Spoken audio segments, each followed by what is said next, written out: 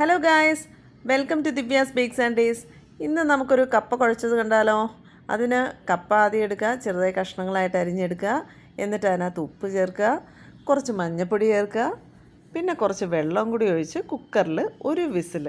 ഇത് പെട്ടെന്ന് വേവുന്ന കപ്പയായതുകൊണ്ട് ഞാൻ ഒരു വിസിലേ വെച്ചിട്ടുള്ളൂ. അത് കഴിഞ്ഞിട്ട് കുക്കർ തുറന്നിട്ട് അതിനകത്ത് കുറച്ച് വെള്ളം ഉണ്ടാവുമല്ലോ, ആ വെള്ളം നമ്മൾ ഊറ്റിക്കളയണം. അപ്പോൾ അതിന് ഞാൻ ചെയ്തത് ഇങ്ങനെ തിരിച്ച് വെച്ചിട്ട് കുറച്ച് വെള്ളം അങ്ങ് അതിൽ നിന്ന് ഊറ്റിക്കളയുകയാണ് ചെയ്തത്. പിന്നെ നമുക്കൊരു അരപ്പരയ്ക്കാനായിട്ട് തേങ്ങ, ഒരു ഹാഫ് തേങ്ങ, പിന്നെ കുറച്ച് വെളുത്തുള്ളി, കുറച്ച് ജീരകം, കുറച്ച് കരിവേപ്പില, ഇത്രയും ചേർത്തിട്ട് ഒന്ന് ചെറുതായിട്ടൊന്ന് അടിച്ചെടുക്കുക.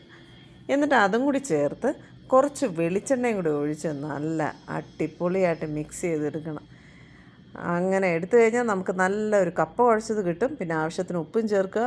ഭയങ്കര ടേസ്റ്റിയാണ് കേട്ടോ. ഇത് ചിക്കൻ കറിയുടെ കൂടെയും ബീഫിൻ്റെ കൂടെയും ഒന്നും വേണ്ട, എല്ലാത്തിൻ്റെ കൂടെയും ചേരും. അപ്പോൾ നിങ്ങൾ സബ്സ്ക്രൈബ് ചെയ്യുക. അപ്പോൾ ഓക്കെ ദെൻ, ബൈ ബൈ.